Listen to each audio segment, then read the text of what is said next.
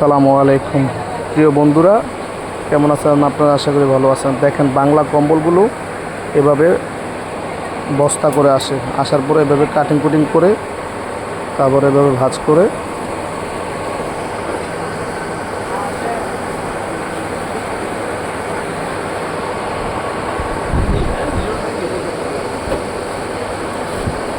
তারপরে এভাবে এই প্যাকেটগুলোর ভিতরে পুরানো হয়।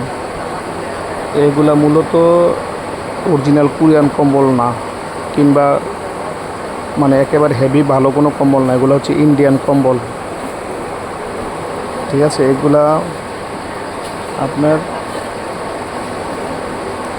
2500, 2000, 2200, 1800 এরকম দাম হলে এইসব বাংলা কম্বলগুলো কিনতে পাওয়া যায়।